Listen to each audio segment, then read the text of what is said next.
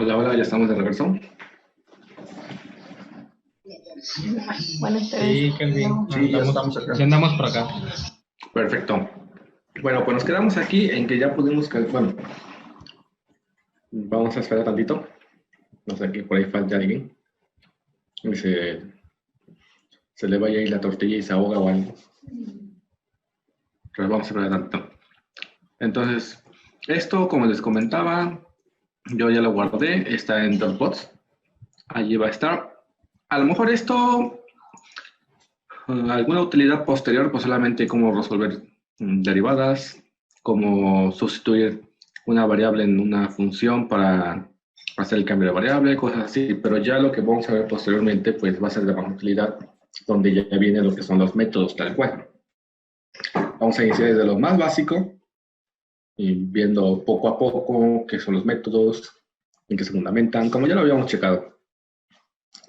Espero que también pues se lleve un poquito de lo que es Julia, obviamente como lo estamos resolviendo en Julia, pues van a estar viendo un poquito de las variables, de cómo se forma un vector por filas, cómo se forma un vector por columnas, perdón, por columnas y por filas, cómo se trabaja con simbólicos, etc.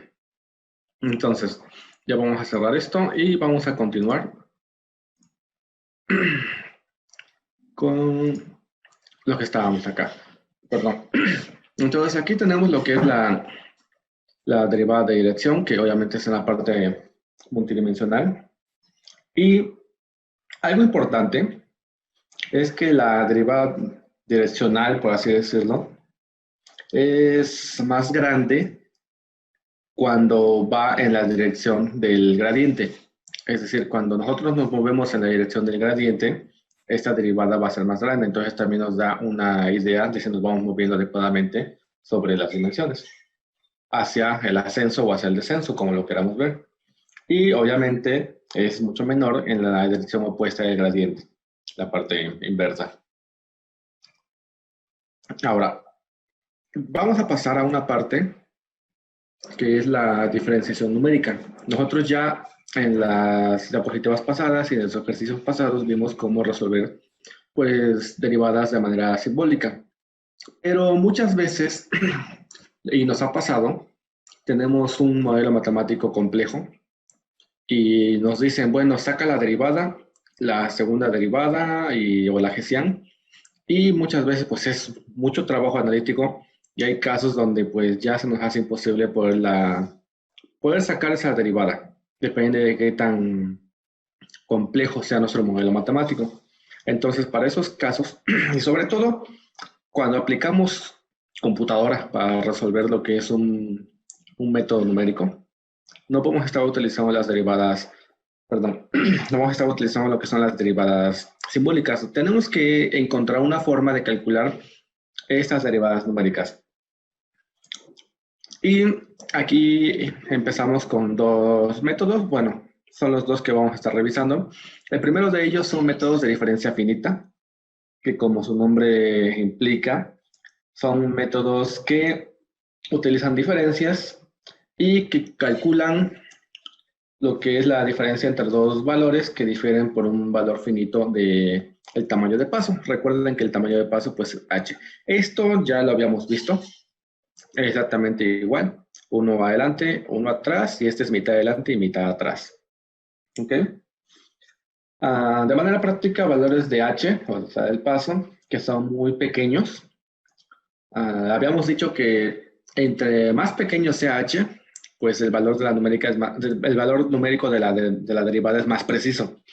Pero también, si llegamos a una exageración de poner h muy, muy, muy pequeño, se puede dar en errores de cancelación numérica.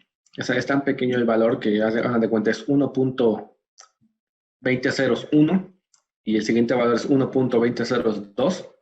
Al hacer la resta, pues prácticamente nos va a dar 0. Y si todavía se lo estamos haciendo en Excel con 4 cifras decimales significativas, el valor va a ser 0. Entonces ahí se nos está cancelando. Entonces el valor de h, pues, no debe de ser tan pequeño. Y pues también existe otro método donde nosotros podemos resolverlo con la parte compleja, que es un método de pasto complejo.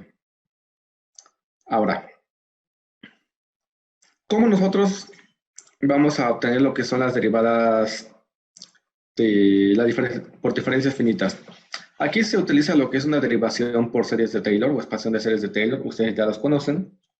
Y esta diferenciación pues es una linearización en torno a un punto.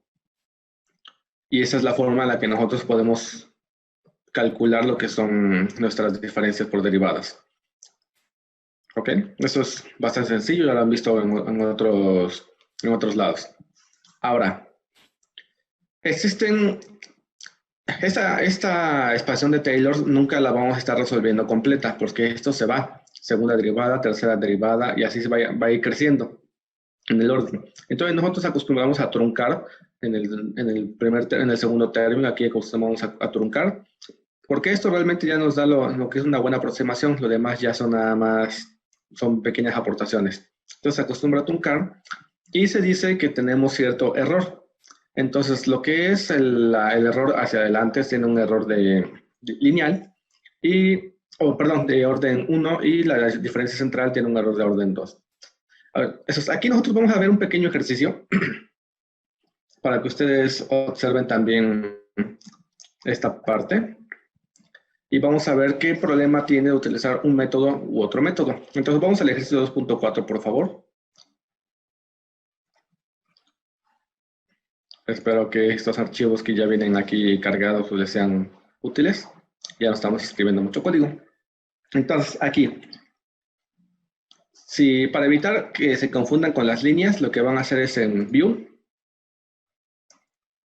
Perdón, ¿dónde está? A ver, permítame.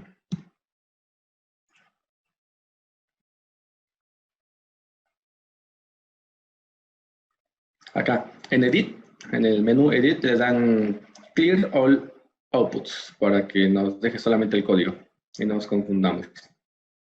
Y aquí están programados los tres métodos. Tenemos diff forward, esta es una función que yo escribí, ¿ok? Esta función es la de hacia adelante. Y como les dije, toda función en Julia va entre paréntesis y lo que está acá adentro son los argumentos. Aquí, esta función, pues, como lo vemos aquí en el archivo, perdón, en la diapositiva, pues prácticamente para resolver esta fórmula requerimos f, que es la ecuación, el valor de x y el valor del paso, h. Son tres valores que se necesitan para resolver la derivada. Y por tal motivo, aquí nosotros tenemos que pasar tres argumentos, f, x, y aquí punto y coma, ahorita les explico, y aquí está h. Esta h nosotros la podríamos poner como 0.1, por ejemplo, y tener pues una buena aproximación, pero la vamos a dejar así. ¿Qué significa esto? Punto y coma, y tenemos aquí h, pero le estamos asignando un valor. Si se dan cuenta que es h igual a raíz cuadrada de EPS float 64. Ahorita les explico esto. Primero, todo lo que está en una función con comas, por ejemplo, estos dos valores o estos dos argumentos, forzosamente nosotros tenemos que introducirlos en una función para poderla ejecutar. Si yo no le paso f, va a dar error. Si no le paso x, va a dar error. Lo que esté después de punto y coma son argumentos opcionales. Es decir, yo aquí le pongo 0.1 y si yo ejecuto mi función y nada más le paso f y x, automáticamente asigna el valor de 0.1 a h y va a funcionar. Pero si yo le digo, pues h es igual a 0.02, entonces no toma este valor por default y toma el que yo le estoy pasando. Por eso es un argumento opcional. Pero, si recuerdan, tenemos esto. Esa es una pequeña fórmula que es el cuadrado, la raíz cuadrada de EPS de float 64. Float 64 es el tipo de dato, de tipo flotante, es decir, puntos decimales. Y es un tipo de dato que es de los que más cifras decimales puede contemplar en un número. ¿Y para qué nos sirve? EPS nos dice cuál es la diferencia en el número de valores de float 64 o de ese tipo de dato que nos puede representar la computadora. Y el cuadrado de esto nos da el tamaño de paso. Y esto es exactamente lo mismo para evitar cancelación o tratar en lo más posible cancelación el error de cancelación. ¿Por qué? Porque, por ejemplo, aquí en mi computadora, esto es que tanto yo puedo representar, hagan de cuenta, 1.000025 ceros 1. Puede tener 25 ceros, entonces con esta fórmula yo le digo que no tenga un tamaño, que tenga ese tamaño de paso, pero no más allá. Así como yo haga el f de x más h, que es hacia adelante, menos f de x, sí va a tener un valor numérico y no va a dar 0, porque estoy empleando al menos el valor más pequeño que puede representar mi sistema. Es por simplicidad esto. Entonces, this forward, la diferencia hacia adelante, recibe f, x y tamaño de paso, que es opcional, yo le puedo poner el que quiera. Y esto es igual a prácticamente la fórmula, f evaluada en x más h, menos f evaluada en h entre h. Perdón, f evaluada en x entre h. Lo mismo para la diferencia central. Aquí es diferente. Aquí, perdón. Aquí cámbienle a SQ. Y la diferencia central cámbiale h igual a S por t. Aquí pues es la fórmula f evaluada en x más medio de h menos f evaluada en x menos medio de h entre h. Y finalmente la de hacia atrás pues es lo mismo, pero f evaluada en x menos h entre h. Obviamente aquí, en esta celda yo no le puedo dar correr, y después aquí porque pues no hay nada registrado como diff backward. Hay que correr esta. Aquí nos genera que es una función con un solo método. Nos vamos a la segunda, lo corremos. Nos vamos a la tercera y lo corremos. Y ahora sí, yo puedo ejecutar esta función que es muy sencilla. f1 de x es igual a x al cubo menos 2x. Listo. Y quiero evaluar mi función en el punto de x 4.6. Es un ejemplo nada más. ¿Yo qué hago? Diff backward, quiero utilizar hacia atrás. Le paso mi función f1 y le paso el valor de x donde quiero evaluar la derivada. Shift Enter y aquí me da el valor de la derivada. ¿Cómo yo paso literal un tamaño de paso diferente? Tengo que poner coma y como es un argumento opcional, aquí sí tengo que escribir h es igual, y yo le pongo el tamaño de paso que yo quiera, por ejemplo 0.01. Shift Enter. Obviamente esto va a cambiar un poquito, pero pues la aproximación es mejor con el tamaño de paso que está por default. Si yo le pongo un tamaño de paso de 10, realmente la aproximación va a ser muy mala. Si yo le pongo de 5, pues igual es muy mala. Le pongo de 1, ya se va aproximando el valor, 0.5. Se dan cuenta que va aproximándose. Le pongo 0.1, 60, y ya si le pongo un montón de ceros, 61. Ya si yo les dejo el tamaño de paso, por default, o sea, se lo quito, Shift Enter, y ahí está, el mismo valor, ¿ok? Y de la misma forma podríamos evaluar aquí abajo, diff central.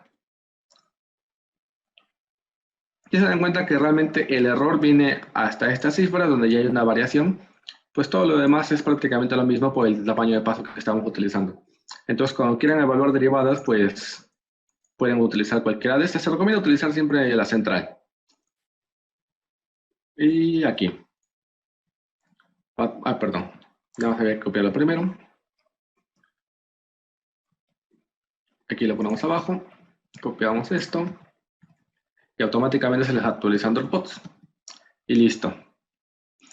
¿Por qué tenemos hacia atrás, hacia adelante, perdón, hacia atrás, central y hacia adelante? Aquí, imagínense que tenemos una función que, ¿cómo decirlo?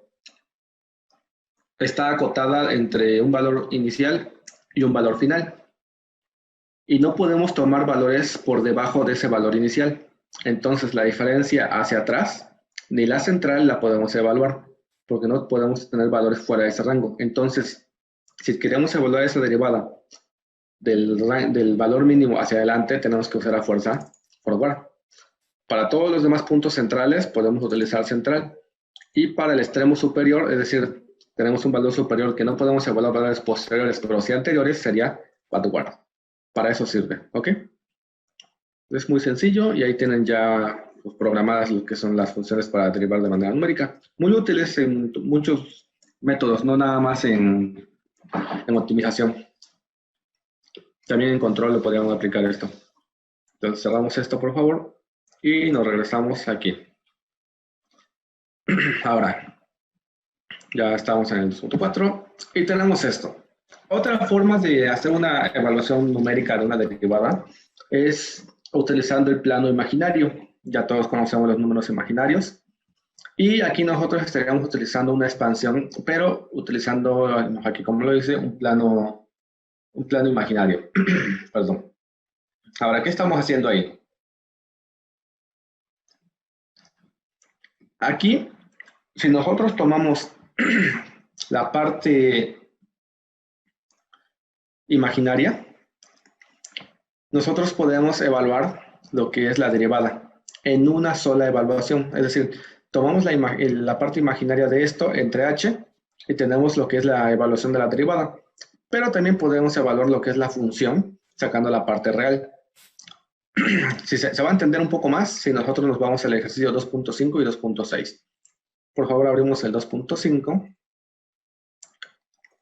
Y aquí tenemos la deducción matemática de lo que es el método. Nuevamente, si voy muy rápido, me comentan. Aquí está, nuevamente, using SymPy. Aquí vamos a definir dos variables, h, que es el tamaño de paso, y x. Y aquí vamos a definir una función.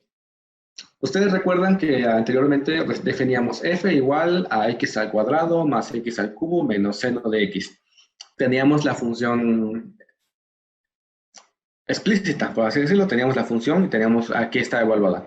En este caso vamos a definir una función desconocida. No sabemos qué es, pero sí queremos ver cómo la vamos a tratar para expandirla. Entonces, esta es la fórmula, esta es la forma en la que nosotros tenemos que definir una función sin function, el nombre de la función y pues por sintaxis la asignamos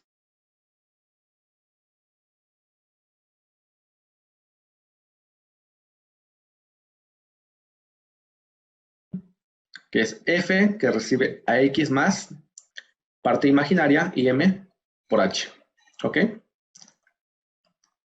Es como nosotros lo estamos manejando acá. F de x más imaginario por h. Y a esto nosotros lo vamos a expandir. T1 le puse por Taylor, es decir, T1 es igual, la función para expandir por serie de Taylor es series, recibe la función, que está en función de x más 1 más imaginario por h, la vamos a expandir con respecto a la variable h, con un valor de 0, y queremos que lo trunque en el tercer término. ¿Ok? Voy a meter más 1, y nos entrega esto. F de x más imaginario de la derivada de la función, que es la función de IH más x, nada más que aquí lo pone como una letra griega, se me fue el nombre ahorita, y esto pues es evaluado en x, menos ahora el término de segundo orden, h al cuadrado por la segunda derivada sobre 2. Es similar a lo que tenemos acá, ¿ok? Exactamente esto, f de x más imaginario de la primera derivada menos le echa el tamaño del paso al cuadrado por la segunda derivada. Exactamente aquí.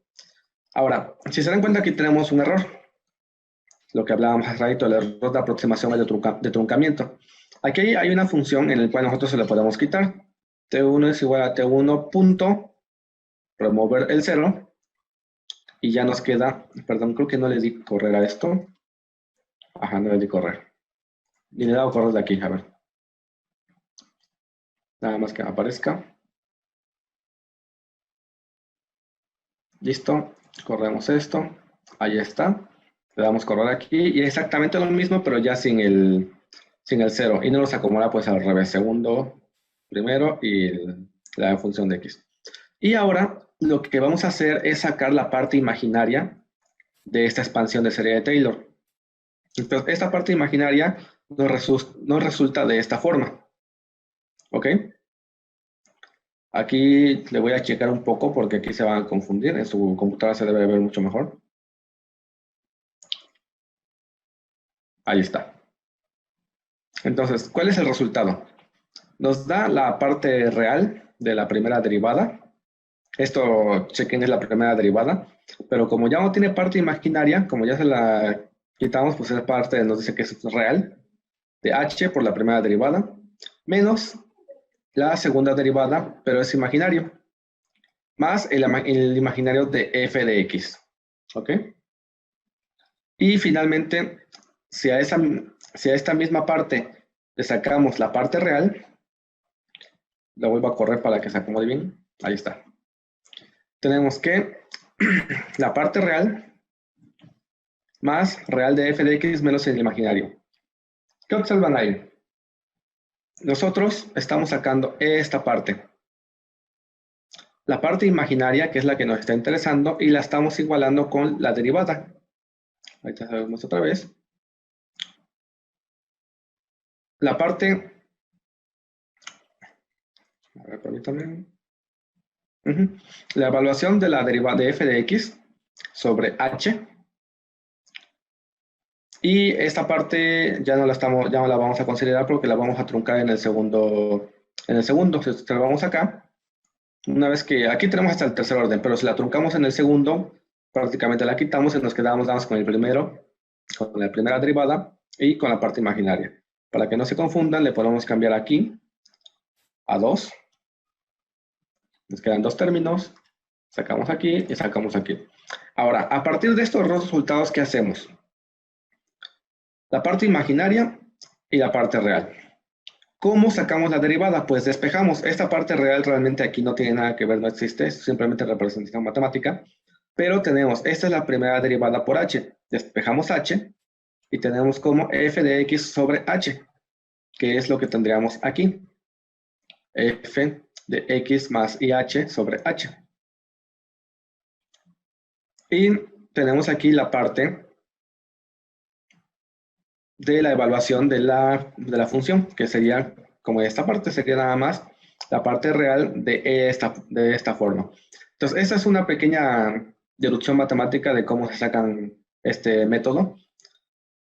Y si abren el ejercicio número 2.6, ya tenemos lo que es la aplicación. Aquí está. Y aquí, obviamente, es mucho más sencillo. Siguiendo la misma sintaxis, pues le puse diff, _complex, para diferenciarla de forward, backward y central. Recibe lo mismo, f, x, y pues aquí se decidió utilizar h igual a 1 exponencial a la menos 10, o sea, a la menos 20, es un valor muy, muy pequeño. Y, como lo habíamos visto, acá, para calcular la primera derivada, simplemente es la parte imaginaria de esta función entre h. Y pues aquí está, imaginario, así como se saca la parte imaginaria de una función, o de un número aquí en Julia, y evaluamos f. Le pasamos al valor de x, al cual lo queremos evaluar, más imaginario por el paso, entre el paso. Y eso es todo como nosotros lo tenemos que calcular. Le damos Shift Enter. Y aquí abajo, pues definimos una función de prueba. F de x es igual a 0 de x al cuadrado. Muy simple. Ahora, aquí lo vamos a ir sacando paso a paso. Vamos a evaluar la función con x, que el valor de x lo vamos a tener como pi sobre 2. Acuérdense que es una función trigonométrica. Pi sobre 2 más 0.001 y. O sea, aquí vamos a tener un tamaño de paso no tan pequeñito, 0.001 por el imaginario. Lo evaluamos. Es como el valor f de x, pero con la parte imaginaria. Y obviamente nos salen dos partes. Parte real, parte imaginaria. Si sacamos la parte real, acuérdense que es la evaluación de la función. Si sacamos la parte imaginaria, obviamente entre h, es la derivada. Entonces vamos a probarlo. La parte real nos da 0.6242 y la parte imaginaria entre h nos da la evaluación de la derivada. Si nosotros aquí no hacemos el automático, o sea, evaluamos esta función que ya nos calcula esta ecuación, nada más la llamamos, se llama f la función, y la ponemos aquí abajo, sería pi sobre 2. ¿Cómo cree que saqué pi? Pues diagonal invertida, literal, le pongo pi, tabulador, ya me lo pone, y f, y lo evalúo. Ah, perdón, me faltó el pi sobre 2. Y listo. Ahí está nuestro valor de la evaluación de la derivada, mucho más rápido. ¿De qué otra forma podríamos comprobar esto? Pues nos vamos al 2.4, copiamos un método, por ejemplo el central, lo pasamos aquí, quitamos todo esto, bueno, esto lo tenemos que correr a fuerza, lo dejamos por default y aquí vamos a escribir exactamente esto, que sería pi entre 2, y lo corremos, y ahí está nuestro valor de la derivada. Si se dan cuenta, es bastante aproximado. Aquí en el 4 es donde cambia, y aquí sería ese punto.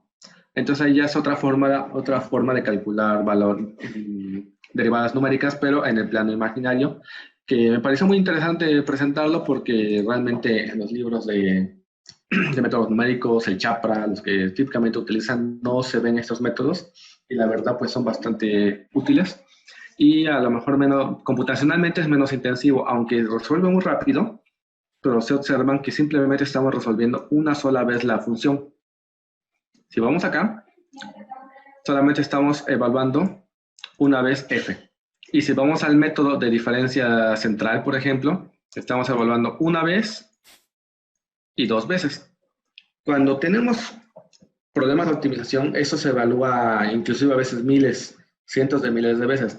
Evaluar dos veces a veces incrementa el tiempo de cálculo. Entonces, es para que sepan que pues, tienen opciones para utilizarlas. No sé si tengan dudas hasta ahí. Espero que eso se les haya corrido porque eso sí es más básico. No estamos utilizando ningún paquete, simplemente Julia base. Ahora, regresamos a esta parte. Posteriormente, aquí tenemos un pequeño ejemplo. La comparación entre el método por el plano complejo, el método de la diferencia hacia adelante y la diferencia central. Y observamos cómo el método del plano complejo evita los errores de cancelación. Si ustedes ven en esta gráfica, en esta parte es el error absoluto relativo. Entre más alto, pues es menos buena la aproximación, es decir, la derivada es mala, y entre más bajo, pues la derivada es muy buena. Ahí sí se aproxima más al valor real. Y aquí abajo tenemos el tamaño de paso, que es h. Entre más grande sea h, es decir, 1, 0.01, 0.05, 0.1 y así, nos vamos moviendo en este eje a la derecha. Y entre menor sea, pues vamos haciendo el valor de h más pequeño. ¿Se recuerdan? Los métodos de diferencia hacia adelante, hacia atrás centrales tenían el problema de error de cancelación. Y aquí se puede observar. Si nosotros hacemos h muy pequeña, a partir de 10 a la menos 6, y en el caso de hacia adelante 10 a la menos 9, el error empieza a subir. El error empieza a subir cuando en teoría nos decía que si el error lo mandamos con límite igual a 0, la derivada numérica va a ser pues sin error. Pero si lo observamos aquí empieza a subir conforme bajamos el tamaño de paso. Pero que obviamente entre mayor sea el tamaño de paso, pues la aproximación es muy mala y aquí se ve, empieza a aumentar. Pero ¿qué pasa aquí? La vamos menos, menos, menos, y aún así el error no empieza a aumentar, se mantiene. Entonces, ese es un punto positivo en comparación contra los otros de utilizar el plano complejo. Si ustedes quieren sacar esta gráfica, ya vieron ahí, abren el 2.7 y aquí lo tenemos. Aquí les explico un poquito, ese es otro paquete. Tenemos lo que es el paquete plots, que es para utilizar gráficas, para graficar. Y aquí tenemos lo que es el paquete GR o GR. En Julia, bueno, en MATLAB, como ustedes grafican, les entrega la gráfica tal cual está programada. Dependiendo de la versión del MATLAB, si es muy viejita, pues la verdad no se ve tan bien. Y si es más nueva, pues se ve mucho mejor los colores. Pero en Julia, nosotros podemos utilizar diferentes motores de gráficas. Por default está la GR, que es un paquete, un motor muy rápido. Pero si queremos tener una gráfica muy bonita, con muchas configuraciones, pues ya no da para tanto. También tenemos otro que se llama Pyplot. Y ese Pyplot, ustedes ya lo instalaron, que es un motor de gráficas que proviene de Python. Es muy bueno, tiene muchísimo para configurar, pero el detalle es que es un poco lento. Perdón. Entonces aquí vamos a utilizar GR, todos lo van a tener. Puede que aquí les aparezca, como lo corran, puede que aquí les aparezca un poquito de información que está compilando GR. Y aquí adentro tenemos el tamaño. Quiero que la gráfica sea de 550 por 500. 550 porque a veces por la etiqueta de la parte derecha a veces no queda bien cuadradita la imagen. Entonces, ¿qué significa? Esto en Julia se llama backend, o es un motor. Normalmente yo lo trabajaría así. Using plots. Y si yo no le pongo nada, por default utiliza GR, pero pues yo aquí se lo especifiqué. Si yo quiero utilizar pyplot como el que yo les pedí instalar, sería pyplot o pyplot. Y dentro también recibe exactamente, también recibiría exactamente lo mismo. ¿Verdad? Aquí tenía copiado algo en el portapapeles. Entonces aquí sería pyplot. Le damos Shift Enter, lo vamos a correr y vamos a esperar un poquito.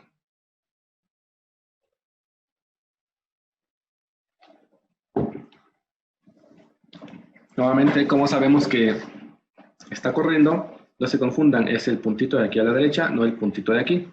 Este puntito nos indica que no he guardado los cambios, nada más le doy guardar y ya se quita.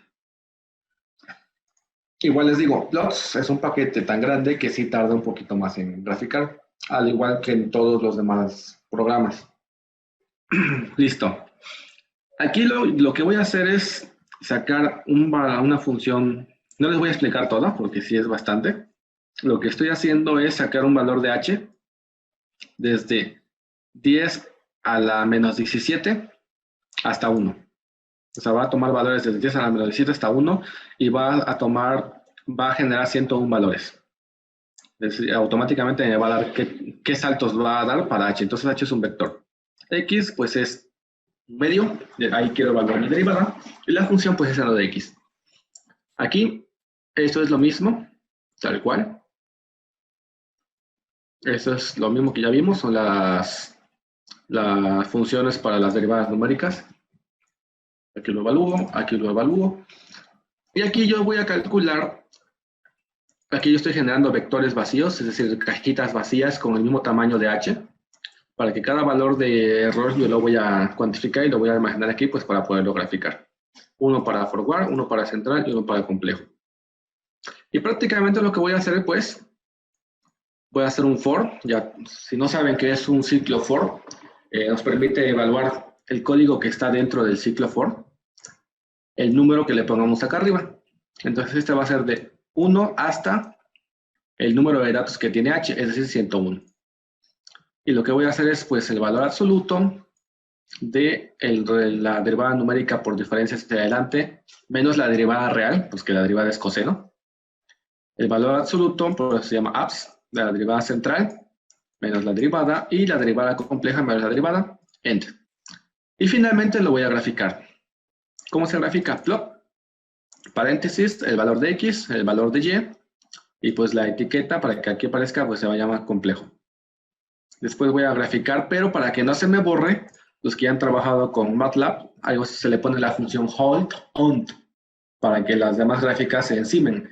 Aquí sería ponerle el signo de admiración después de la palabra plot. Y es lo mismo, h, pero error forward, h, error central. Y creo que ya había corrido yo esto, corremos esto. Y finalmente vamos a correr esto. Al igual que en otros lenguajes de programación, esto va a tardar un poquito. La primera gráfica tarda. No va a ser exactamente igual la gráfica que les mostré. Aquí está. se observan cómo inclusive aquí la parte del error del método complejo se va casi a cero, pero prácticamente son los mismos comportamientos. No se ve igual porque yo utilicé otro paquete que no lo tienen instalado, pero no se los pedí instalar porque requiere otras librerías de LaTeX, entonces ya era más complejo y para el curso pues esto funciona. Pero se los muestro. Vean cómo se ve esa gráfica, a lo mejor un poquito borroso, pero si yo trabajo con esta, obviamente ahorita va a cargar un nuevo motor de gráficas, ya lo cargó, ya no tengo que hacer nada de esto, simplemente volver a graficar aquí. Tarda un poquito más, que ahorita me genera mi gráfica. Espérense tantito. Y ahí está. Y esta sí es la gráfica que tenemos acá. Obviamente con otros colores. Lo grafiqué en diferente orden, me parece. Pero aquí está. Si observan que aquí la verdad la calidad pues es mucho mejor. Este yo lo utilizo para lo que son las tesis, artículos, cosas de publicar. Para sus tesis, los que están en maestría, los de doctorado, los que ya van a publicar, pues sería muy interesante porque les da muy buena calidad de imagen. ¿Cómo se llama, perdón? Aquí está, PGS Plots X. Gracias. Sí, nada. Y el otro que yo les pedí, que es en el que sí les va a correr, pues se llama PyPlot. Lo corremos y nada más nos vamos hasta abajo y lo corremos. Y aquí está. Ok, entonces ahí tienen diferentes opciones. Yo les pedí PyPlot porque pues es el que podemos manejar más cosas y mejorar o cambiar muchas opciones. Entonces aquí está como la comparación de los tres métodos. De preferencia, pues utilicen el central, pero si realmente quieren evaluar derivadas muy detalladas con tamaños de paso muy pequeños, pues les conviene utilizar lo que es el método complejo, el complex, ¿ok? No sé si tengan dudas hasta ahí. Y ahora vamos a pasar a uno que es a un tema un poquito más complejo. Aquí está, listo. Ahora vamos a pasar a lo que se llama una diferenciación automática, que es realmente como se debe de evaluar en una computadora, que se utiliza la regla de la cadena. Ya muchos conocen cómo se trabaja en eso. Y ya pues aquí está representada. Vamos a trabajar con esta ecuación que es logaritmo de A por B más el máximo entre A y B, entre A y 2. Normalmente no están acostumbrados a sacar una derivada de esto, pero pues es para que chequen cómo se puede hacer. Y hay dos métodos. El de acumulación hacia adelante, que es equivalente a expandir la función usando la regla de la cadena. Y hay otro método que va de atrás hacia adelante. Aquí tenemos cómo es la secuencia de los cálculos que se tienen que ir haciendo, pero lo principal está aquí. ¿Cómo lo vamos a hacer? Primero, la acumulación hacia adelante de la diferenciación automática. F de A, B es igual a esto, ya lo habíamos dicho.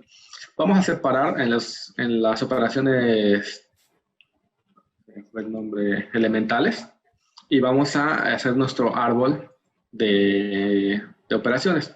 Primero, por ejemplo, aquí tenemos 2, A por B. Entonces aquí el nodo es la operación y las entradas es A y B. ¿Por qué no puse A y B? Porque también en la otra operación, después de la suma, tenemos A. Entonces habría que poner A y poner una flechita hasta abajo. Entonces mejor A en el centro. A entra a este nodo y B entra a este nodo y aplica esta operación. Y abajo también tenemos la otra operación, que es max, A y 2. Después sacamos el nodo C1, perdón, sacamos la operación C1 y C2. Hacemos la suma, que sería esta operación. Sacamos el nodo C3 y finalmente aplicamos la operación de logaritmo, sacamos C4. Esta es la fórmula en la que se va a hacer. Perdón, y también se requiere tener el valor de la derivada. Aquí. Entonces, B es 2. Vamos a iniciar con un valor de 2. Y el valor de derivada sería 0 y aquí tenemos 3 y 1. Ahorita vamos a checar cómo lo vamos haciendo también en Julia. pero de manera rápida, así es como se debe de ir sacando. Aquí nosotros vamos a ir sacando todas las operaciones hasta encontrar lo que es nuestro valor de la derivada, que en este punto sería el C4, que sería 1/3. Hay otro el que se llama acumulación de hacia atrás. Me parece que aquí no viene el ejemplo. Sí, me parece que ya no se los presenté. Hay uno que se llama acumulación hacia atrás con reversa, pero ese es un poco más complejo. Y algo importante, muchos software open source, que o sea, obviamente de código abierto, tienen implementaciones disponibles de esta metodología para hacer diferenciaciones automáticas, ¿ok? Es otro método que se puede utilizar. Y finalmente, pues estamos terminando la unidad número 2, me parece. Y pues como resumen, tenemos que las derivadas son bastante útiles en optimización debido a que proveen información acerca de cómo está siendo el cambio en un punto de nuestra área de búsqueda para mejorar la función objetivo. Aquí se le pone mejorar, no minimizar, porque muchas veces podemos minimizar o maximizar, entonces ahí ya se queda abierto dependiendo del objetivo de la optimización. Para funciones multivariables, en esta parte, pues varios conceptos basados en derivadas son útiles para la búsqueda de la derivada hacia el óptimo, incluyendo el gradiente y la gestión. Y también la derivada direccional. Y pues también presentamos lo que son los enfoques de diferencias finitas para lo que son las evaluaciones derivadas. El método complejo pues permite eliminar el efecto de errores de cancelación a la hora de hacer la resta por tamaños de espacio muy pequeños. Y pues la falta de analítica para hacer la derivada se presentó, que es por la realidad de la cadena, y pues es un poco más complejo. Aquí estamos terminando esta parte de la segunda unidad. Entonces aquí, déjenme cerrar este. Ya tenemos otro acá. No, ya no tenemos. Ok. Ahora, esas dos sesiones o esas dos unidades representan lo que es la parte de fundamentos para la optimización. A partir de aquí, vamos a avanzar a la 3, la unidad 4, la unidad 5 y si da tiempo a la unidad 6. Ahorita me parece que son las 5, tenemos una hora todavía, entonces no vamos a alcanzar a cubrir toda la unidad 3, pero sí la mayor parte de ella, entonces esperemos que quede bastante claro. Aquí obviamente les pido un poco de más atención. Yo espero que con lo que ya repasamos de los fundamentos esto sea un poco más sencillo. Y de todas maneras, si tienen alguna duda, algo que no entiendan, con confianza pueden preguntar, ya sea yo o los demás asistentes lo podemos aclarar. Si alguien tiene algún aporte, también un gusto lo puede presentar. Pues bueno, esta unidad, la que estamos por ver, presenta una variedad de métodos de bracketing o de... ¿Alguien me puede traducir lo que es bracketing?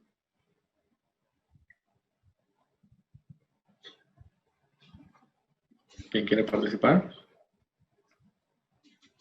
Los brackets son los extremos. Ajá. ¿Y cómo quedaría?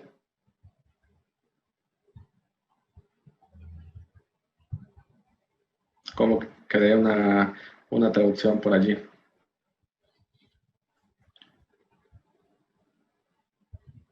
Pues un método de delimitar valores, delimitar fronteras, en el cual nosotros vamos a ir calculando nuevas fronteras en la búsqueda de un óptimo, basado en ciertas reglas que nos permitan a nosotros encontrar los puntitos de aquí abajo, que cuando es un mínimo o cuando es un máximo.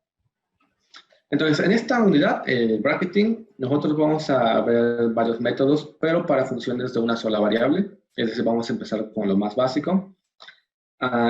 Y el método de bracketing es el proceso de identificar un intervalo de valores para la variable a la cual depende nuestra función, en el cual el mínimo local cae.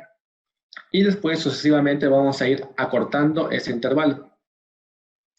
Para muchas funciones, la información de la derivada puede ser bastante útil, en dirigirnos o ayudarnos en la búsqueda del óptimo. Pero para algunas otras funciones, esta información puede no estar disponible o inclusive puede no existir, porque muchas veces podemos optimizar no una ecuación, sino un conjunto de instrucciones, una programación. Entonces ahí la derivada de eso pues no se puede calcular, ¿ok? Entonces, aquí tenemos bracketing. Identificar un intervalo que contiene el mínimo local y después sucesivamente shrinking, es decir, cortar, achicar o segmentar ese intervalo pues, para hacerlo más pequeño y acercarnos más al mínimo local. Ahora, ¿qué es? Ya mencionamos que era unimodal, pero ¿qué es una función unimodal? Es una donde solamente existe un solo minimizer, es decir, un solo punto, tal que f es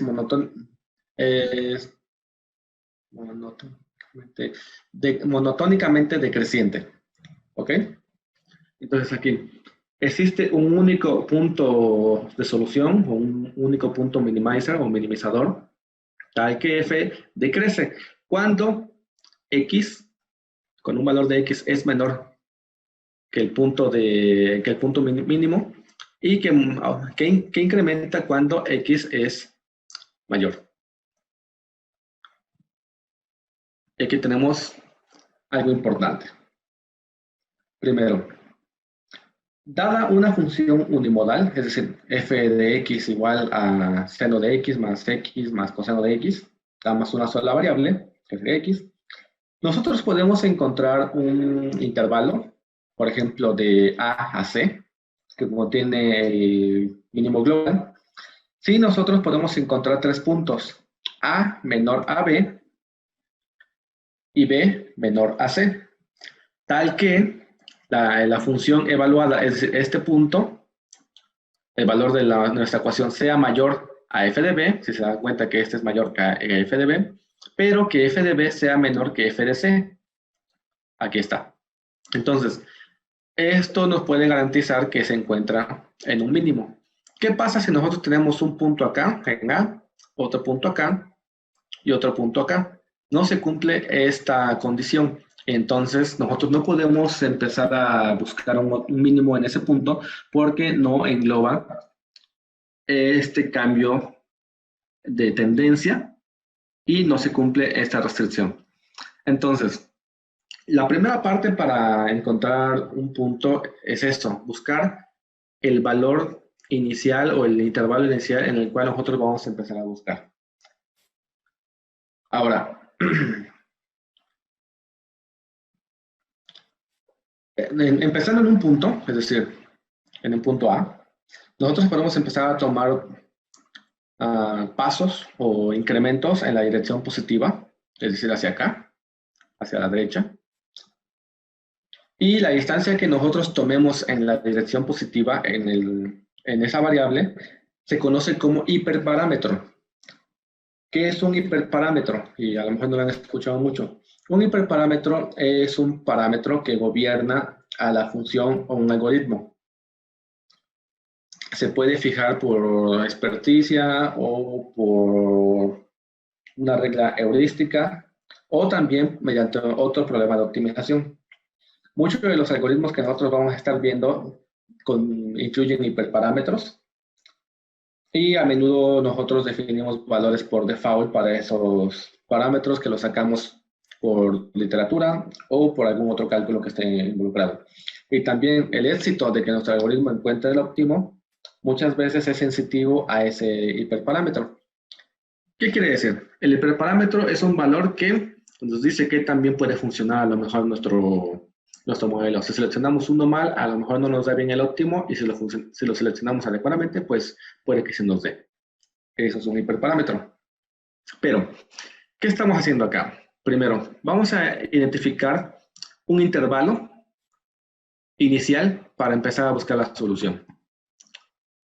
Y lo que podemos nosotros hacer es esto. Imaginemos que tenemos una función sinusoidal, puede ser seno de x. Tenemos en y lo que es la función f de x, y aquí en x pues tenemos los valores de a, que es este puntito, que está antes del cambio de la cresta o del cambio de signo, y está después de este valle. Y tenemos B. Si se dan cuenta que entre ellos no hay ningún cambio de signo en la derivada, están en la misma pendiente. ¿Qué nos dice el método?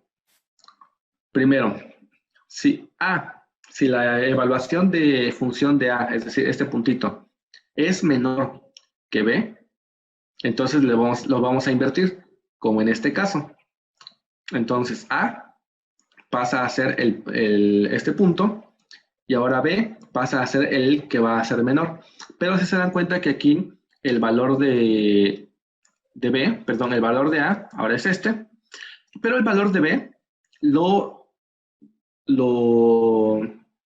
¿cómo decirlo? Lo disminuimos por un cierto factor de ajuste. Puede ser un factor que lo divida a la mitad, o que le reste 2, o que le reste 3 a su unidad. Y entonces lo vamos achicando. Otra iteración sería hacer esto, por ejemplo.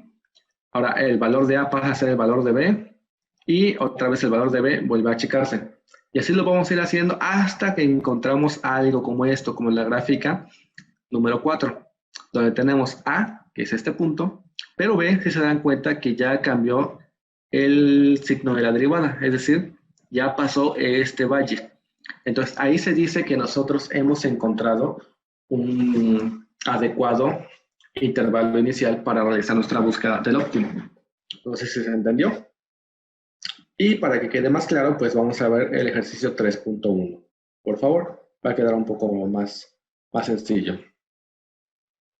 Entonces nos vamos al 3.1. Y aquí tenemos el algoritmo. Ya se los doy programado. La función se llama breakItMinimum, es decir, vamos a encontrar un intervalo para buscar un mínimo. Recibe f, nuestra función, recibe x, y aquí le pusimos un valor inicial. Es un valor por default, pero acuérdense, está antes del punto y coma. Entonces, a fuerza debemos escribir el valor.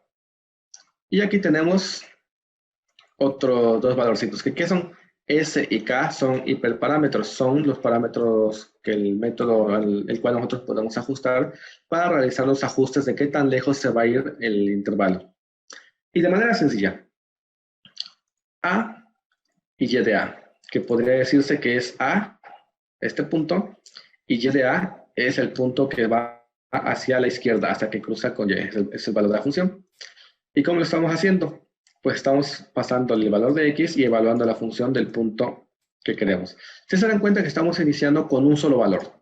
Es decir, yo tengo una función de seno y le digo, quiero el valor de 3. Busca un intervalo.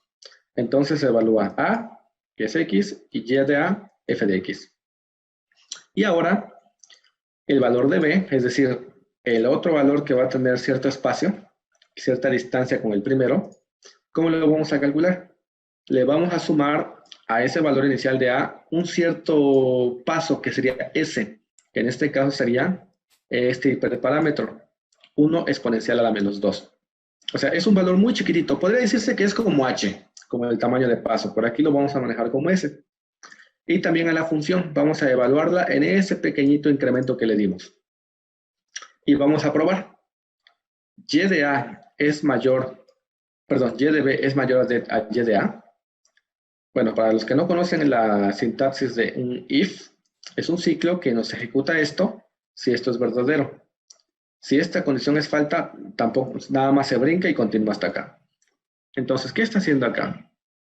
La evaluación de la función en B es mayor que A, es decir, en este caso, a ver, se los pongo más grande. B es mayor que A, sí, A. Entonces lo que va a hacer es intercambiar. A, B es igual a B, A. Es decir, ahora B se lo asigna A y esta A se la asigna a B.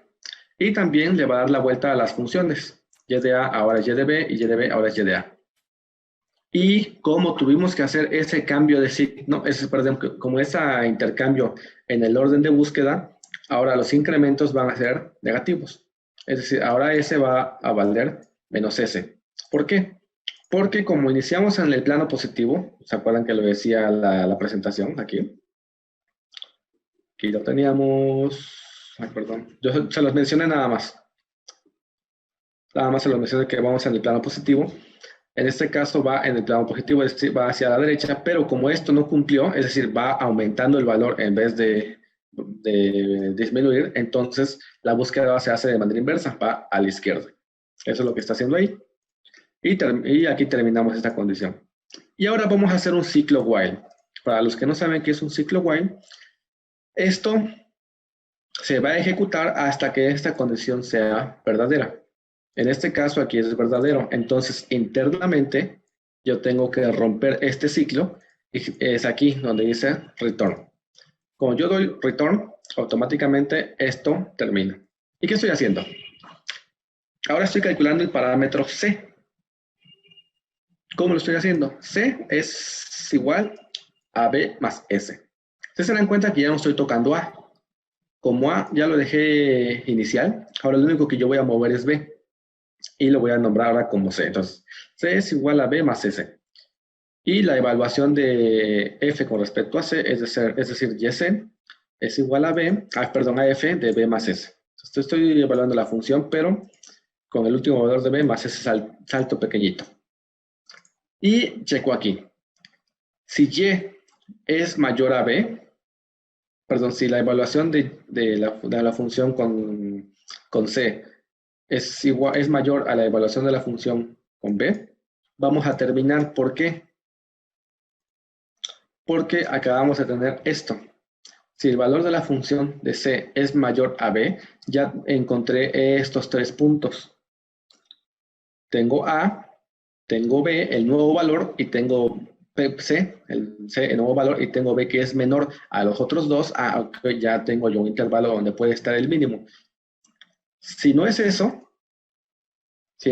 esto no lo considera, prácticamente es como si lo borráramos.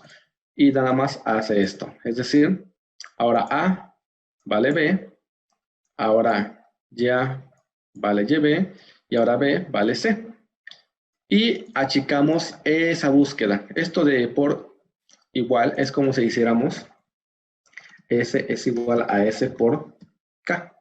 Es lo mismo, pero es una forma más sencilla de escribirlo con menos letras.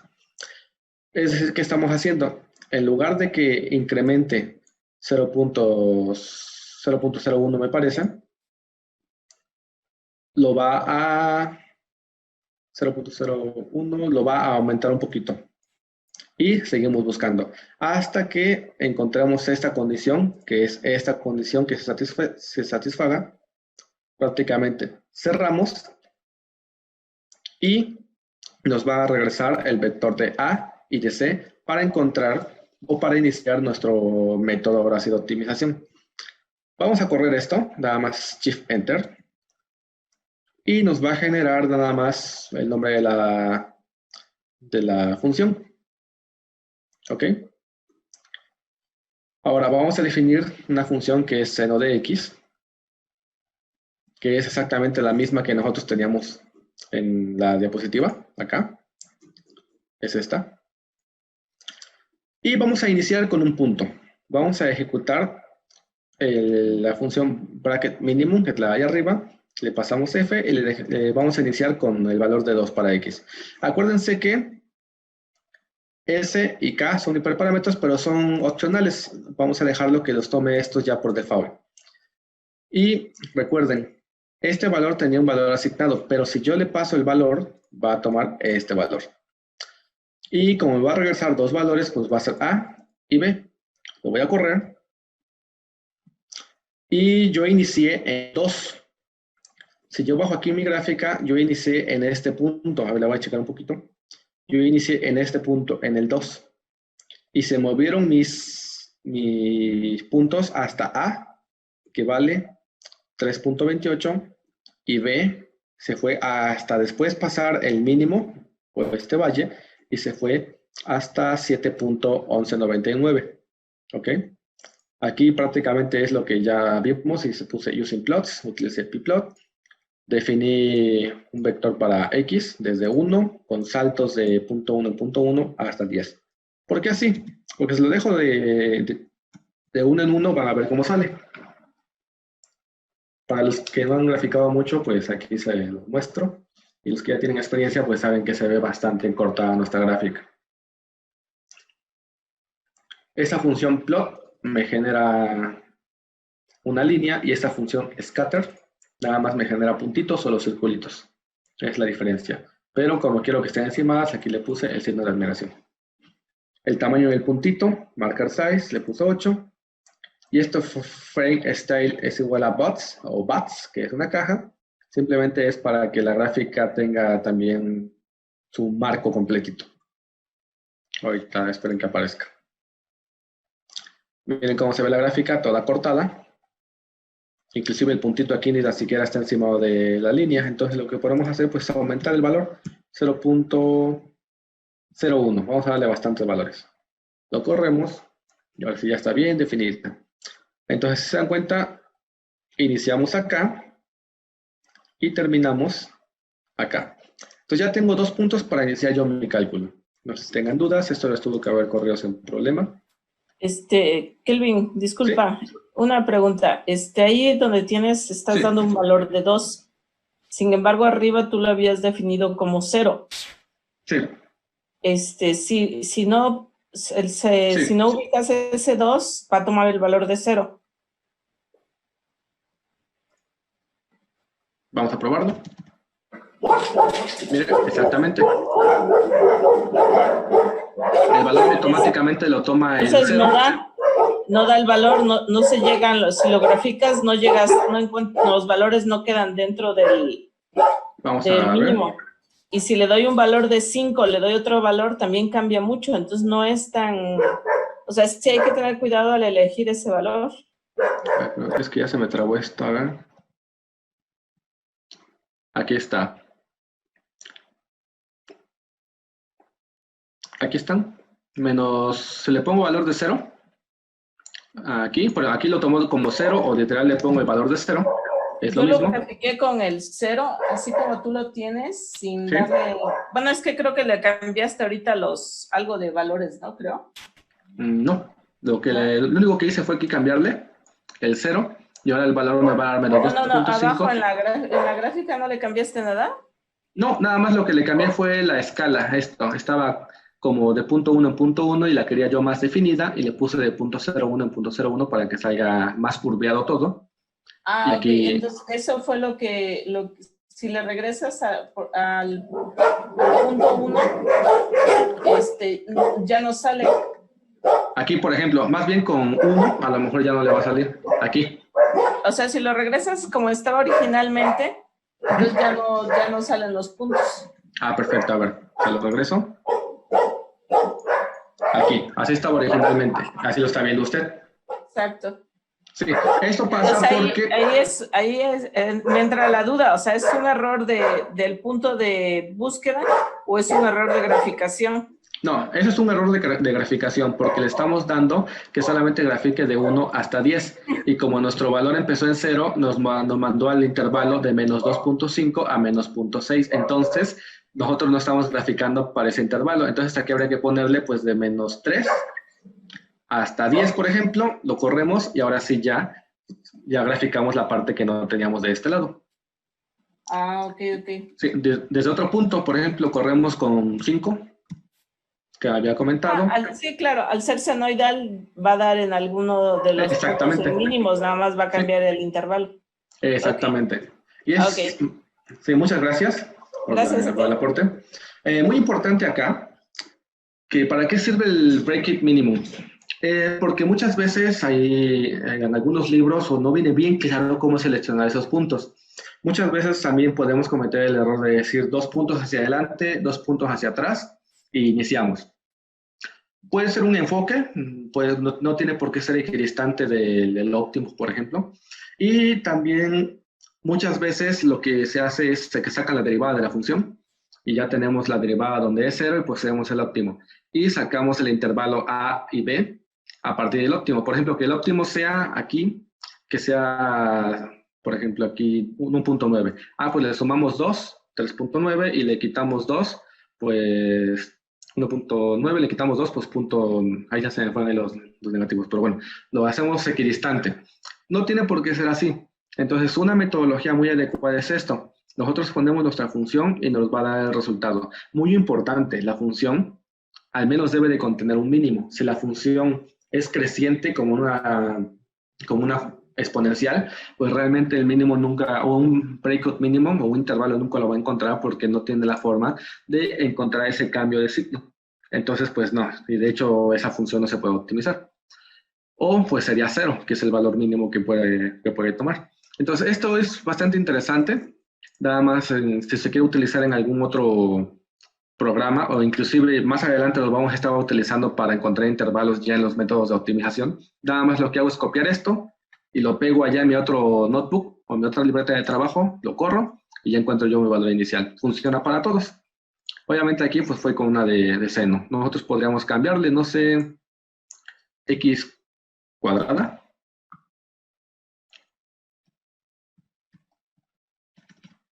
X cuadrada. Aquí, bueno, aquí tendría yo que cambiar esto. X cuadrada. Y ya quedaría. Entonces aquí X cuadrada. Aquí me dio eso. Y aquí, bueno, está negativo. Ok, está negativo por el intervalo. Entonces vamos a ponerle desde menos 10 hasta 10. Lo corremos. Ok, aquí bueno, es X. Este es X cuadrada, pero aquí tenemos que ponerle esto, me parece. Aquí ya tenemos problemas. Pues F.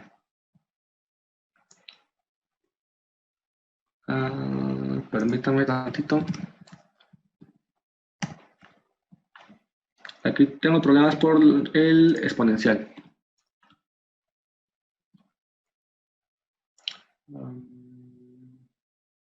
Y también aquí. No, eso está mal, perdón. Eso no tiene que estar acá.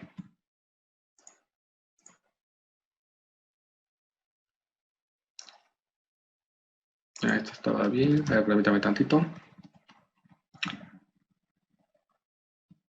Y aquí sería a al cuadrado. A al cuadrado. Y aquí b al cuadrado. Esto va a funcionar, todavía no. Listo. Y aquí tendríamos como otra función, partiendo desde 5 que está aquí, va aproximando. Obviamente este se queda como A al principio en la aproximación y este es el punto C. Y ya que lo encontró, pues para dejarlos en orden hacia la derecha, hacia la parte positiva, pues los intercambiamos y este queda A y B. Y así realmente nos los arroja. Entonces esto queda bastante interesante y útil porque ya no se requiere el valor de la derivada para encontrar ese intervalo inicial. No sé si tienen alguna duda. Gracias, doctora, por el aporte. ¿Dudas o preguntas? En esa parte cuando le cambió el valor, cambió otra cosa de F porque lo corro y me dice que no está definida. Entonces, no sé si es error de cómo lo que cambié del valor de la función. ¿Aquí? Ajá, pero no ese, sino el que tenía antes. Igual lo volví a correr cambiándole y ya cuando le puse 0 ya me mandó a que no era definido. No entiendo. Cuando tenía yo lo que es seno. Ajá. Ok. A ver, permíteme. Para rápido voy a quitar esto.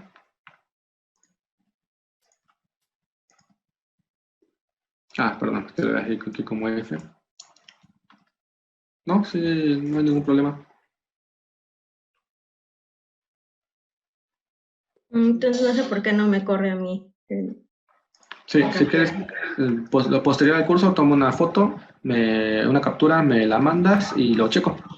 Sí, gracias. Aquí para que quede más automática la gráfica, podría quedar así. Sí, ya más fácil. Ok, esto recuerden, se lo estoy guardando en el Dropbox, si alguien quiere. Y ya lo tiene ahí disponible. Entonces, aquí tenemos, ¿cuánto tiempo nos queda? Todavía nos queda media hora.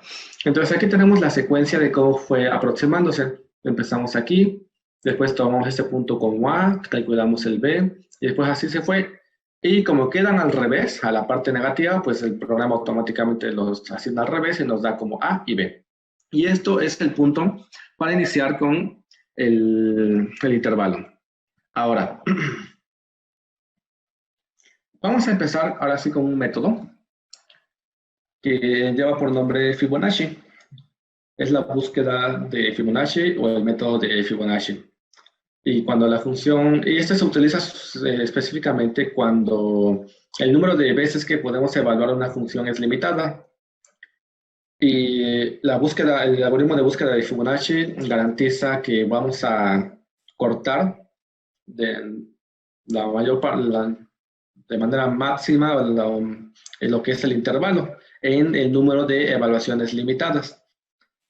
Ahora, dado un número de veces que podemos ejecutar esta búsqueda de Fibonacci, nosotros podemos seccionar ese intervalo en 2, en 3 o en 5. Y eso va de acuerdo a cómo nosotros tenemos la serie de Fibonacci. No sé si ustedes la recuerden. Y aquí está. Supongamos que tenemos un intervalo. Por ejemplo, ahí lo están viendo. Tenemos un intervalo. Supongamos que estas líneas azules son X. Los valores de X puede tener. Este punto es A y este punto es B. ¿Qué pasa? Cuando se restringe la búsqueda a solamente 2 evaluaciones, nosotros podemos tener una evaluación acá y otra evaluación aquí. Si Y o la evaluación en 2 es mayor que en 1, es decir, que esta realmente se aleja más del mínimo y esta está más cerca, ya automáticamente nosotros acortamos nuestro intervalo aquí. Nada más tenemos estos 2/3. Y el nuevo intervalo, y si Y es mayor, si Y1 es mayor a Y2, pues sería estas 2/3 partes las que nosotros podemos acortar. Es una forma es una manera bastante fácil de acortar de manera, ¿cómo decirlo?, programada o estructurada lo que es un intervalo. Pero, ¿qué pasa si nosotros juntamos en la parte central un poco estos 2 intervalos? Entonces nosotros podemos acortar hasta un medio lo que es nuestra búsqueda. Aquí lo tenemos. Como se registra 3 intervalos, bueno, no sé si queda bien explicado acá. Cuando nosotros juntamos 2 búsquedas, pero si nosotros lo ajustamos bastante, es decir, estos 2 puntitos son los mismos, y si nosotros lo ajustamos más y más y más y más y más y más y calculamos, realmente ya estamos separando en un medio todo nuestro espacio de búsqueda. Ahora, si nosotros tenemos 3 evaluaciones, pues tenemos la primera, que serían tercios, y tenemos la tercera. Nosotros podríamos poner aquí juntito del 1 la tercera, y evaluamos si este es más grande que el otro o no. Entonces ya separamos todavía nuestro espacio de búsqueda en esta parte o en esta parte. Y de manera gradual quedaría de esta forma. Con 2 búsquedas, con 3, con 4, con 5. Perdón, 2, 3, 4 y 5. Y esto sería la quinta parte. Esto obedece a la serie de Fibonacci de cuántos intervalos nosotros podemos tener.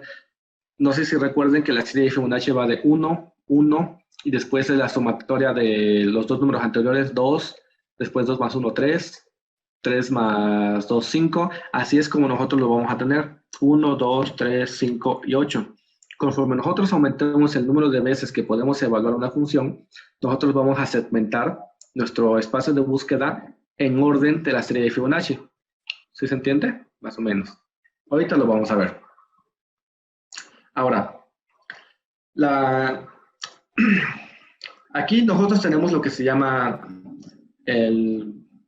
permítame. Acá está.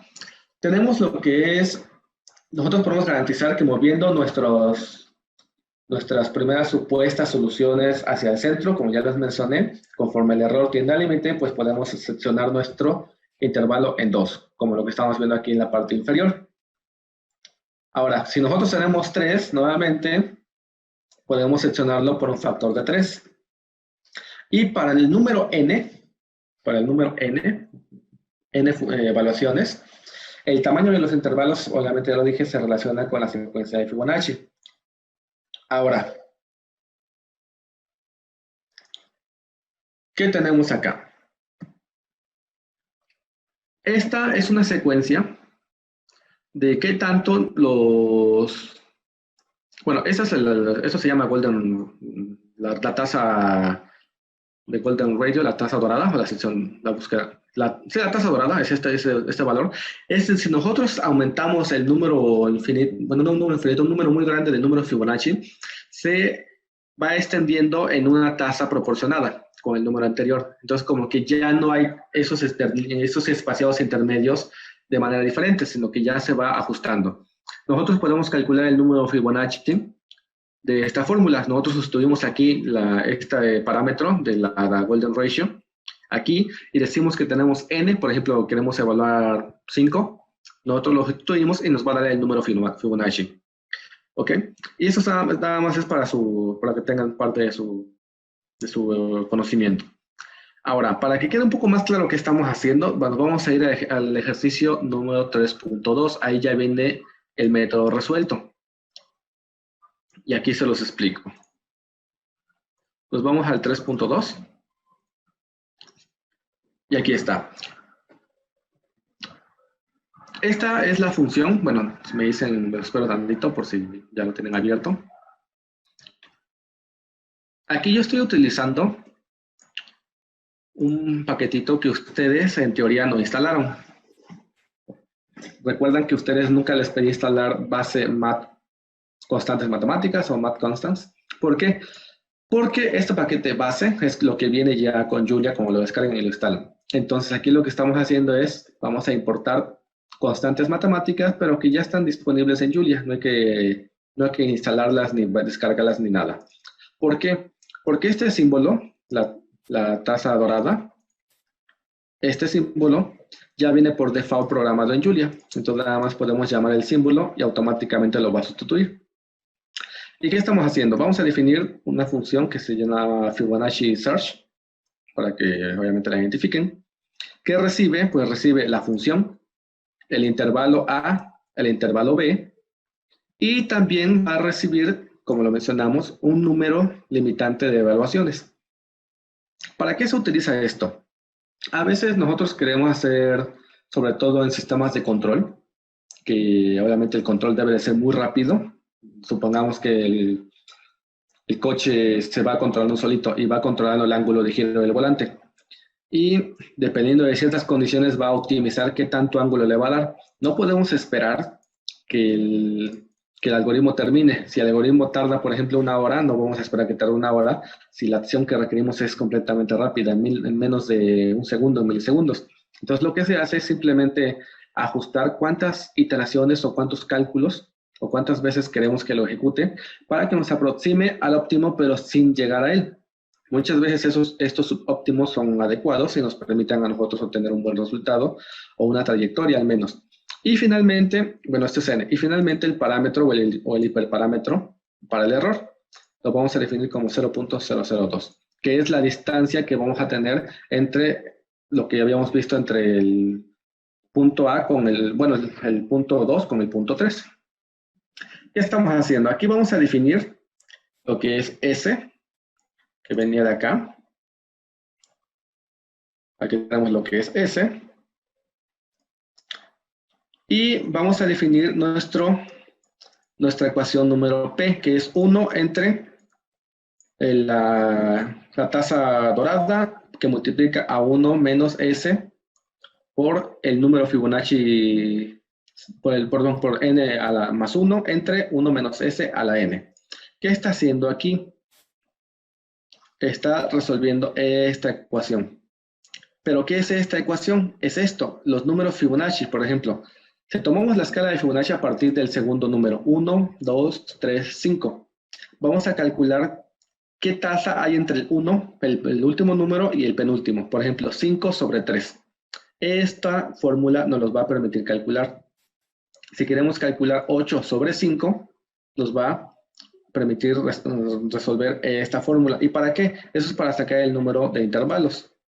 Entonces, esta es la misma fórmula, nada más que aquí como está 1 entre esto, es como si pasáramos, le demos la vuelta por las divisiones. Finalmente, vamos a calcular D, que es igual a P, que es la tasa, por B, que es el intervalo superior, más 1 menos P por el intervalo inferior. Y evaluamos la función con este nuevo punto. Y empezamos a hacer una búsqueda. Desde i igual con 1 hasta n, porque ya hicimos una primera evaluación. ¿Y aquí qué vamos a hacer? Si i es igual a n menos 1, prácticamente vamos a sacar que nuestro nuevo punto C va a ser igual al error por el intervalo inicial más 1 menos el error por el segundo punto en el intervalo que calculamos acá arribita. Y si no es igual a 1, vamos a hacer que C es igual a la proporción de los números Fibonacci por A más 1 menos la proporción por B. Y nosotros vamos a estar evaluando. Una vez que termina este if, evaluamos ahora sí nuestra función en C y checamos. D es mayor a C. Sí, entonces le vamos a dar la vuelta. C ahora es D, D ahora es C y YD es YC. Si no, nada más intercambiamos A por B y B por C. Y volvemos a evaluar nuestra proporción de Fibonacci para volverla a resolver aquí. Es una serie iterativa, es un método a lo mejor no tan entendible o tan práctico, pero lo que está haciendo es dividir el intervalo de búsqueda dependiendo el número de veces que nosotros podamos evaluar la función. Finalmente nos va a regresar. Este es un if, pero no como lo tenemos acá. Nada más es un if de una sola línea. Esta es la condición, eso es como lo tendríamos aquí. Así se escribe. Y si la condición es cierta, es esto, y aquí sería esto. Y si la condición es falsa, entonces sería esto y sería esto. Entonces es lo mismo, pero una sola línea. Para que este return nosotros lo podamos regresar a una sola línea, si no, ya no se puede. ¿Y qué nos está regresando? Nos está regresando el nuevo intervalo que buscó de acuerdo al acotamiento o al cistellamiento o a la reducción de intervalos que estamos teniendo de acuerdo al número de evaluaciones. Por ejemplo, aquí. Si son 2, podemos reducir en 1/3. Si son 5, podemos reducir mucho lo que es el intervalo de búsqueda. Entonces, los números se van acercando a lo que es el óptimo. ¿Qué podemos hacer aquí? Lo vamos a correr. No tarda casi nada porque no estamos importando paquetes externos, solamente los que ya están. Y miren, nuevamente, vamos a utilizar la función que definimos anteriormente, el break mínimo, para buscar dos puntos de un intervalo inicial que engloben un óptimo. La volvemos a correr. Recuerden que como es una nueva libreta hay que correrlo. Lo corremos y lo corremos. Y aquí vamos a definir una función que sería exponencial de x menos 2 menos x. Es una función de testeo solamente. Y vamos a buscar dos valores iniciales. Y le vamos a iniciar con menos 3, a ver qué nos encuentra. Entonces nos dice que el intervalo de búsqueda va a ser de menos 0.44 a 7.24. Esto es exactamente lo mismo que hicimos en el libro anterior. Nada más buscamos valores iniciales. Y aquí vamos a ejecutar, bueno, este ya no tiene que ir aquí. Vamos a ejecutar ahora sí la serie Fibonacci. La vamos a igualar a A y B, que sería el nuevo intervalo, pero ya mucho más reducido. Vamos a pasarle F. Vamos a pasarle A. Bueno, aquí para que quede automático, lo vamos a pasar como A. Lo vamos a pasar como B. Y le vamos a dar que nos evalúe 5 veces. Shift y Enter. Y si se dan cuenta, ahí tenemos un nuevo intervalo, A y B. Vamos a graficarlo así como está. Esto sí va a tardar lo de abajo porque es la primera vez que lo vamos a ejecutar. Y yo lo voy a graficar en el rango de menos 2 con intervalos de 0.1 hasta 6, que más o menos engloba estos dos resultados. Vamos a ver cómo se va comportando dependiendo del número de evaluaciones que estamos haciendo, ¿ok? Nada más esperamos que termine.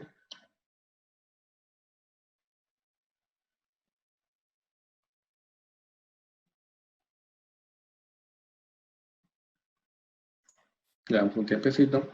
Cada computadora obviamente va a tardar diferente tiempo, dependiendo de los tipos de procesadores, de las ventanas que tengamos abiertas. En este momento yo casi no tengo abierto nada para que funcione lo más rápido posible. Y ya tengo la gráfica. Observen. Para que sea un poco más intuitivo, permítanme, voy a graficar estos dos. ¿Cómo lo voy a hacer? Aquí viene algo interesante. Si ustedes lo corrieron así como yo lo fui haciendo, tienen este valor acá, que el mínimo parece ser que fuera 2, pero tenemos uno antes del 2 y uno después del 2, ¿ok? ¿Qué pasa? Yo quiero graficar solamente estos valores. ¿Qué me va a hacer? Me va a reescribir o a renombrar el valor de A y B que tenía yo de estos, es decir, 1.48 y 2.44, por los que me había dado aquí originalmente. Ahora, A y B vale menos 0.44 y 7.24. Si yo directamente me paso a esta celda y vuelvo a graficar, ahora me va a graficar estos valores, no los obtenidos por Fibonacci, nada más para ver desde dónde inicia. Observen. Bueno, aquí le vamos a dar un poquito de más rango hasta 10. Observen, así inició nuestro método en nuestra función. Un punto muy alejado y otro punto muy alejado. Y nosotros los vamos a ir cortando. ¿En qué orden? Si nosotros tenemos 5 evaluaciones, ¿en cuántos trozos lo vamos a poder cortar? Aquí lo tenemos. Con 5 evaluaciones lo podemos cortar hasta 8. Con 4 hasta 5.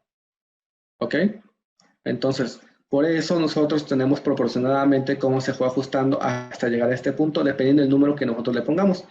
Vamos a ejecutar esto con una sola vez. Ok, perdón, tiene que ser con 2 veces para que entre. Ahí está. Lo graficamos y observen. Se achicó ya esta parte. Desde aquí hasta acá. Cumpliendo la proporción de los números Fibonacci. Si ponemos 3, aquí es importante. Si yo pongo 3, realmente me va a volver a tomar estos resultados porque aquí yo tenía A y B y le estoy volviendo a pasar A y B, entonces ya no empezaría. Entonces tengo que volverlo a dar aquí y dar acá. Y ahora sí ya me redujo mi intervalo. Ya me llegó hasta acá. Ya es más chiquitito. Con 3, cumpliendo con estos valores. Ya lo va achicando bastante y se dan cuenta que al principio es bastante y después lo va haciendo más pequeño. Finalmente, pues vamos a ponerle un número mayor. Volvemos a sacar nuestros valores iniciales. Y aquí vamos a pedirle que nos mande hasta, no sé, unas 25 evaluaciones. Le damos ejecutar. Y si se dan cuenta es instantáneo, no toma tanto tiempo. Y ahí tenemos nuestro rango. Lo graficamos y pues prácticamente los puntos están en el mismo punto, por así decirlo. ¿Cuál sería la solución de esto? Pues tenemos un intervalo inferior y un intervalo superior. La sugerencia es que nuestro valor óptimo, x óptimo, sería igual a A más B entre 2. Y ese sería nuestro resultado óptimo, que el valor sería pues 2. Eso es una búsqueda por método de Fibonacci. Es un poco complejo, no está tan intuitivo de entender, pero a grandes rasgos simplemente es seccionar dependiendo del número de evaluaciones. Si yo lo puedo evaluar 2 veces, pues prácticamente soy en tercios. Si lo puedo evaluar en 3 veces, prácticamente yo lo puedo sacar en más partes, por ejemplo. Y si yo lo puedo evaluar hasta 5 veces, pues yo tengo octavos. Yo lo puedo separar muy cortito, ¿ok? Se los puedo mostrar. Yo nada más es volver a ejecutar esto. Aquí lo vamos a evaluar 5 veces, que equivale al número Fibonacci 8. Lo evaluamos. Y ahí está nada más el intervalo máximo que nosotros podemos quitar de los otros, ¿ok? Ese es el método de Fibonacci. Nos ayuda a aproximarnos o inclusive buscar un óptimo, pero para una función unimodal. Toda esta unidad que estamos viendo es para funciones unimodales, es decir, una sola variable. Y aquí nosotros podemos meter más. O sea, si queremos ser muy precisos, le podemos meter 200 evaluaciones y Julia lo va a hacer inmediatamente. Le pueden meter 2000, prácticamente ya no va a cambiar. Le pueden meter 20,000, prácticamente no va a cambiar. Evaluamos y evaluamos. Ya esto redondeado pues nos va a dar 2. Ese es el beneficio de tener también los métodos en computadora. Una iteración o 2 o 3 iteraciones pues lo pueden resolver, pero ya cuando queremos realmente una aplicación en la vida real o queremos aplicarlo realmente a llevarnos al óptimo, pues sí va a tomar bastante tiempo. Entonces aquí nosotros podemos ver que con 200 ya nuestro método ya converge. Entonces aquí pues tenemos la ecuación, nuestra trayectoria de f de x, y aquí tenemos el puntito donde se ubica el óptimo. Podríamos tomar otro, por ejemplo, el de seno de x. Podría ser seno de x. Le ponemos menos 3, que nos dé el punto óptimo. Perdón, el intervalo inicial. Le pedimos que nos dé el punto óptimo por Fibonacci con 200 evaluaciones. Y déjenme ver si aquí eso está programado para que dé perfecto. Y aquí simplemente vamos a correr. Y el punto óptimo está aquí. Y nuevamente el resultado pues es menos 1.57. Entonces es un método bastante rápido que sí tiene mucha aplicación, sobre todo obviamente cuando la función es una sola variable. Ahora, sin movernos mucho de ahí, existe otro método que es un poco más simple, que es este método, que es la búsqueda de la sección dorada. Ese es más útil, bueno, no más útil, sino más conocido, se publica más en los libros, porque supone que lo que ya les comentaba, si el cambio entre un número Fibonacci, cuando lo aproximamos a un número infinito, es decir, ya cuando nos vamos a 200, al número 300 de Fibonacci, el cambio entre número y número se aproxima bastante bien a lo que es la tasa dorada, que es el valor que teníamos acá, 1.61803. Entonces, este va a ser un poco más sencillo, porque todas las reducciones van a ser con respecto a ese valor. Entonces aquí vamos a tomar el ejercicio número 3.3. Perdón si voy muy rápido, pero espero terminar este. Vamos aquí y abrimos el 3.3. Ahora, ¿qué pasa? Nuevamente cargamos la constante para poder utilizar esta constante. Ahora lo vamos a nombrar como Golden Section Search y recibe f, a, b y nuevamente n. Aquí no requerimos meter un valor de error. Aquí es automáticamente la división que vamos a usar dependiendo de la sección de la tasa dorada. Entonces sacamos p, que es que es la sección menos 1. Sacamos un punto d, que sería esta proporción por el valor superior del intervalo, más 1 menos p, que sería la parte restante de este valor de p por a, que es el intervalo. Y lo que estamos haciendo aquí es prácticamente achicar ese intervalo de manera proporcionada con la tasa dorada. Lo estamos achicando y evaluamos. Y nuevamente esto lo vamos a hacer automático. Vamos a estar evaluando hasta encontrar un valor menor para C. Más o menos se entiende. Entonces vamos a hacer... ¿Por qué nada más lo hacemos hasta n-1? Porque esto ya cuenta como una iteración. Y nada más queremos n. Entonces esto ya cuenta como esto. Y esta parte de aquí ya nada más serían las restantes.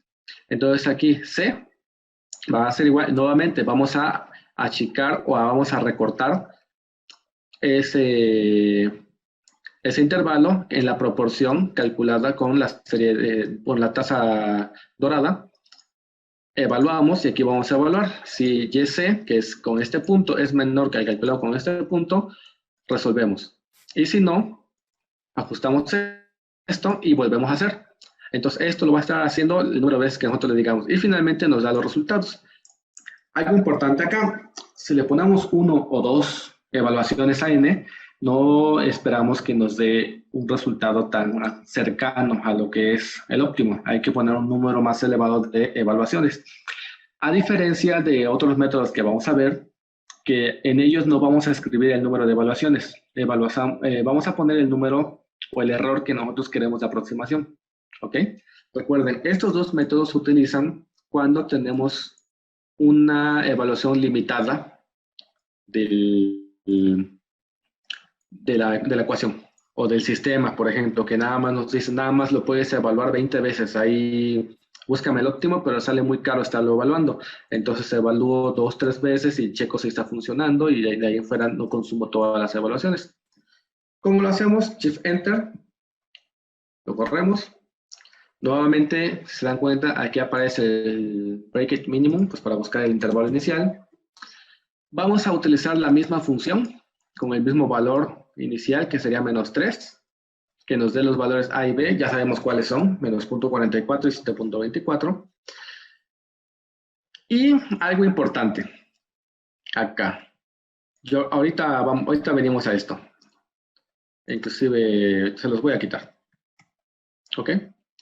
Y vamos a ir a la parte de la ejecución de la búsqueda del método Golden Section Search. Le pasamos F, le pasamos A y le pasamos B. ¿Cuántas evaluaciones vamos a hacer? Pues vamos a hacer 5 para comparar con el método de Fibonacci. Lo corremos y finalmente aquí vamos a graficarlo, ¿ok? Vamos a esperar tantito que nos dé la evaluación.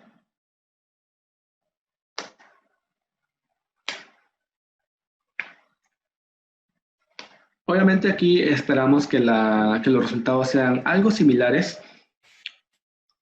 Conforme aumenta el número de evaluaciones n, el resultado va a ser más similar porque se aproxima a lo que es la tasa dorada. Con pocas evaluaciones, pues ahí sí hay algo de diferencia. Ahorita vamos a ver una comparación en la presentación. Ya nos quedan algunos minutos y aquí está. Si se dan cuenta que este intervalo es muy similar al que teníamos en la de Fibonacci con 5 evaluaciones, pero pudiera ser que esté un poco más abierto por la diferencia que estamos utilizando. Allá estábamos utilizando la relación del número Fibonacci que va cambiando al principio y después ya se queda constante, y aquí estamos utilizando directamente la tasa constante de la tasa dorada. Entonces, por eso es la diferencia. ¿Y qué les quité aquí? Algo muy importante, que igual bueno, al menos no lo he yo visto en otros, que para garantizar una convergencia con un error de 0.002, se tienen que resolver esta ecuación, es decir, ¿cuántas veces tengo que ejecutar el algoritmo para que me dé un error de 0.002? Ah, pues la ecuación es valor superior del intervalo menos valor inferior entre el error esperado que yo quiero por el logaritmo de la constante de la tasa dorada. Shift Enter y me da que yo requiero 1164 evaluaciones. Pueden ser 1165 o 1164. Pues se lo ponemos acá, n, lo resolvemos y si se dan cuenta, pues se aproxima a 2. Lo graficamos y ya los puntos van a estar encimados. Entonces, por usar lo que es la búsqueda por el método de la gestión dorada, sí podemos predecir cuántas evaluaciones requerimos. Si nosotros aquí le decimos que sí queremos un número de evaluaciones un error mucho más pequeño, pues sí nos vamos a ir a un número. Ay, perdón, aquí hice algo extraño. Ah, ok. Porque como está jalando ya los valores óptimos, ya me dice que casi no requiero hacer evaluaciones, pero los tengo que volver a generar. Si le doy un número muy pequeño del error, pues sí ya me dice que son 797,000. Pero aún así los podemos hacer. Si se dan cuenta que casi 1.000.000 de iteraciones las hizo aquí de volada, entonces ya tenemos aquí los valores. Y obviamente, algunos otros autores, algunos libros, pues dicen toma el valor de A. Algunos toman el valor de B, pero como es un intervalo tan cercano, pues toman el valor promedio, como yo les decía, y es su resultado. Y aquí está lo que es el valor, el óptimo para la función. Lo mismo podríamos hacer para el seno. Ya finalmente para esta sesión, me parece que ya ha sido pues bastante, les tengo lo que es la secuencia de solución por ambos métodos. Y aquí se observa ahora sí mucho más fácil. Cuando podemos evaluar 2 veces nuestra función, veíamos que podemos eliminar una tercera parte de todo nuestro rango de búsqueda, que sería el valor de X. Es decir, podemos eliminar esta parte y pues como el método de la búsqueda de la gestión dorada se aproxima a la relación que tiene o a la tasa entre los números Fibonacci, pues es muy similar.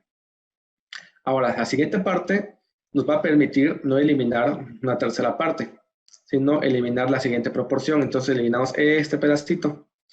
Y aquí pues, prácticamente es parecido, aunque los números no son los mismos. Después eliminamos otro poquito, pero ya es menor, si se dan cuenta que la parte que se eliminó ya es menor, porque la proporción va siendo menor. Y al final vamos acotando. Como los números Fibonacci al principio la relación es mayor, al final el rango con 5 evaluaciones es más chiquito en comparación con la de búsqueda de la gestión dorada. Si se dan cuenta que como fue acortándose más, pues un poco menos, y se dan cuenta que los puntos son diferentes, pero en teoría pues es prácticamente el mismo algoritmo cambiando esa proporción. Son algoritmos muy buenos, a veces se utilizan para sistemas de control MPC, donde no queremos encontrar el punto óptimo tal cual, sino un óptimo cercano. Entonces, ajustamos o hacemos una prueba y decimos que con 15 evaluaciones ya tenemos un valor cercano al óptimo con el que podemos trabajar. Entonces, estos 2 métodos son muy buenos. Y ahora, para el día de mañana nos vamos a quedar con un método cuadrático, que este método cuadrático pues trata de ajustar modelos locales de manera cuadrática en un punto definido. Nosotros vamos a deducir todas estas ecuaciones.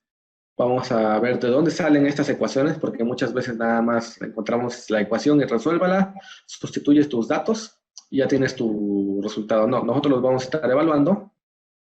Vamos a utilizar el paquete SymPy nuevamente de Julia para obtener exactamente estas ecuaciones y poderlas resolver. Y ahí se lleve un poquito más de matemáticas y de fundamentos de por qué salen esas ecuaciones y qué se fundamentan.